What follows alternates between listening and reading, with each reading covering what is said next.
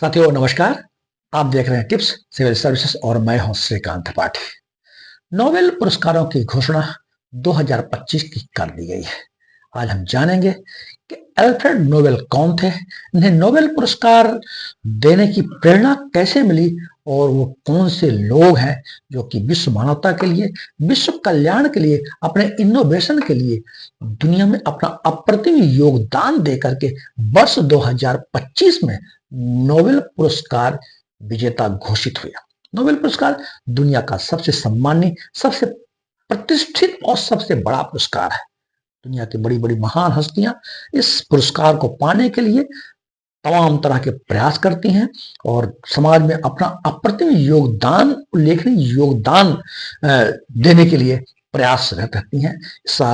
इस वर्ष नोबेल शांति पुरस्कार के लिए डोनाल्ड ट्रंप का भी काफी प्रयास रहा। शांति के क्षेत्र में शांति के प्रयासों के लिए ये चर्चा में रहा, यद्यपि उनको नहीं मिल पाया। लेकिन ये जो शांति का पुरस्कार, ये नोबेल पुरस्कार 6 क्षेत्रों में दिया जाता है। वास्तव में अल्फ्रेड नोबेल एक साइंटिस्ट थे, वैज्ञानिक थे, इंजीनियर थे, रसायन शास्त्री थे और इनका जन्म स्वीडन के स्टॉकहोम में हुआ था। इनके द्वारा डायनामाइट की खोज की गई, जिसे नाइट्रोग्लिसरीन कहा जाता है।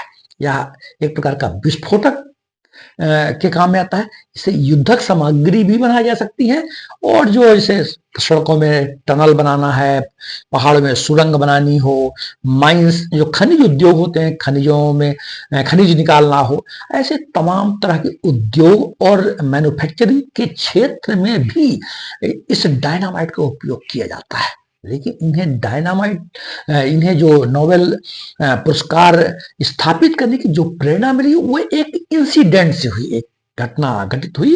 एक फ्रांसीसी अखबार ने एक दिन एक खबर छापी अपने फ्रांसीसी अखबार में कि मौत के सौदागर की मृत्यु, the merchant of death is dead, the merchant of death is dead, मौत के सौदागर की मृत्यु।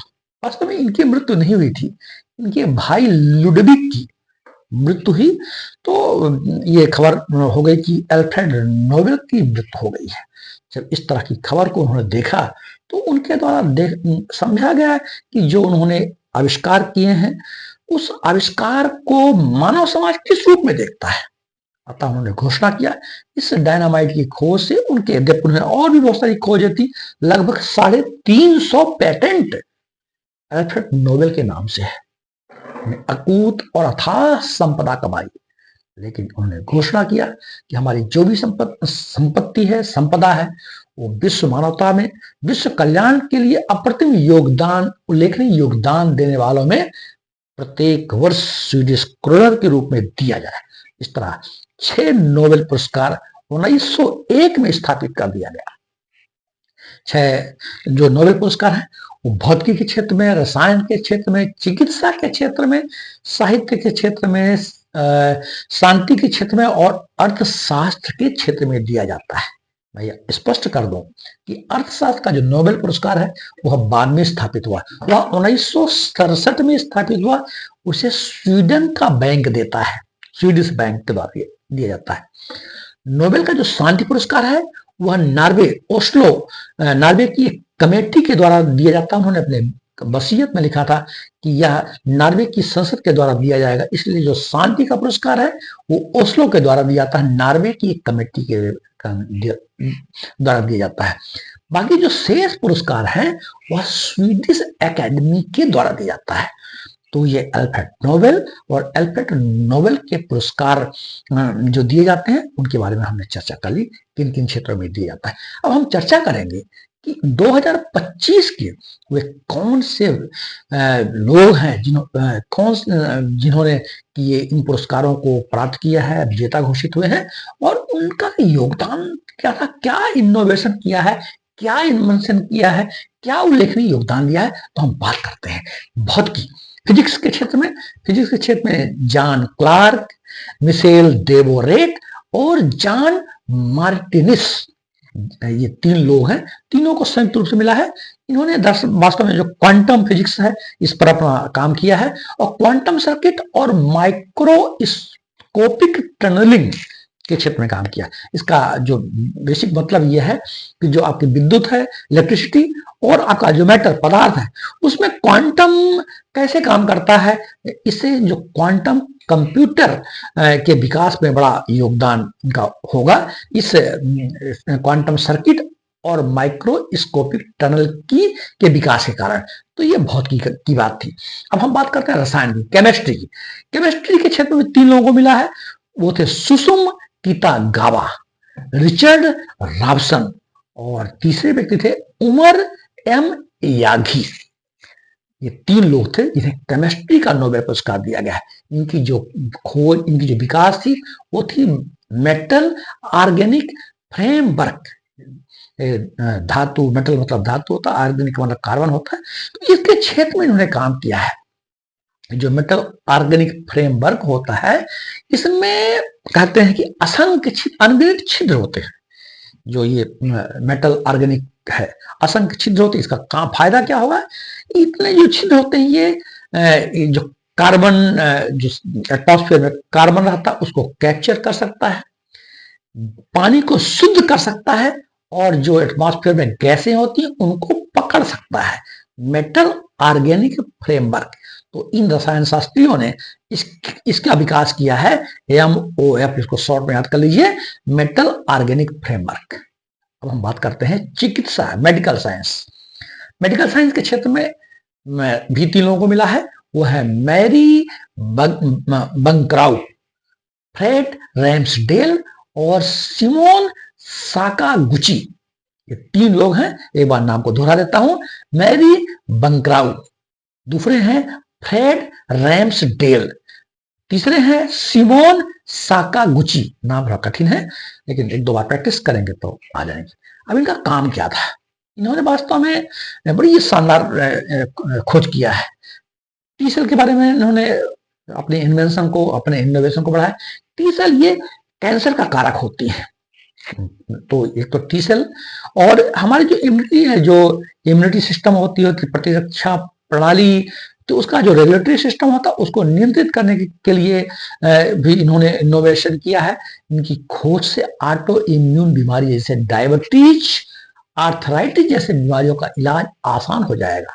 डायबिटीज एक गंभीर बीमारी के रूप में पूरी दुनिया में फैलती जा रही है, और रूमेटाइड आर्थराइटिस, एक गठिया के जो रोग होते हैं, घुटनों में दर्द होता है, तो इनके इलाज में भी बड़ी आसानी होगी। पूरी दुनिया के लोग घुटनों के दर्द से भी परेशान रहते हैं, और घुटनों के रिप्लेसमेंट के लिए भी पूरी दुनिया में चिकित्सा विज्ञान ने आगे बढ़ा है। तो ये डायबिटीज, रूमेटाइड आर्थराइटिस और टी सेल कैंसर के जो कोशिकाएं होती हैं उनके इलाज को आसान करने के लिए चिकित्सा शास्त्रियों ने इन्हें खोज किया है। नाम याद कर लीजिएगा। साहित्य के क्षेत्र में, लिटरेचर, साहित्य वह जो समाज का हित साधने, तो ऐसे हित साधने वाले साहित्य शास्त्री थे लाजलो क्रास्नाहोक्राई। नाम कठिन है लेकिन प्रैक्टिस करेंगे तो याद हो जाएगा। ये हंगरी के रहने वाले हैं और इनका नाम है, फिर से बोल लेता हूं, लाजलो क्रास्नाहोक्राई।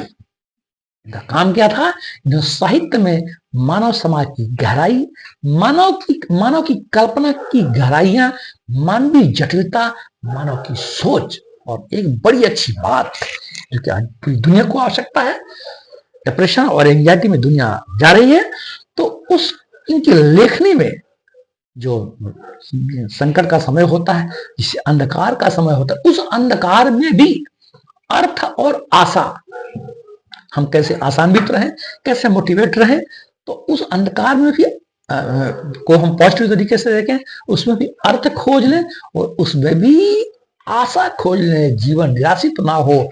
तो इनके साहित्य ने समाज को ये योगदान दिया है कि मानव की जो सोच की गहराई है, उसकी कल्पनाशीलता और मानवीय जटिलता को इन्होंने बताया है। शांति के क्षेत्र में हम पहले भी चर्चा कर चुके हैं।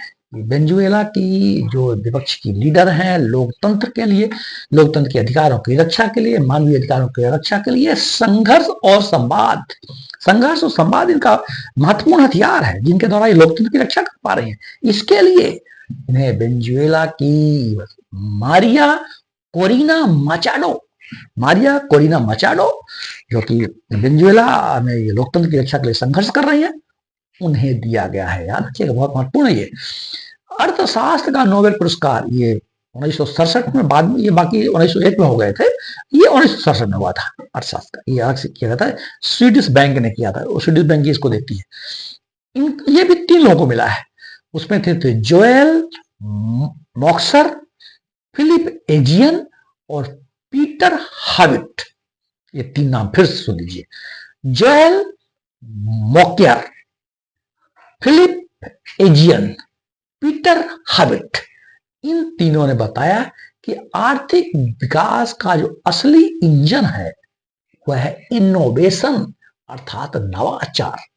विज्ञान, तकनीक और शिक्षा मिलकर के, साइंस, टेक्नोलॉजी और एजुकेशन, यह तीनों मिलकर के किसी भी देश के विकास को नई दिशा दे सकते हैं। तो यह अर्थशास्त्र है। तो इस तरह हम सभी नोबेल पुरस्कारों की हमने घोषणा कर ली, बात कर ली, उनके योगदानों की चर्चा कर ली, उनका क्या, उन्होंने किस क्षेत्रों में इनोवेटिव और रिसर्च का काम किया है।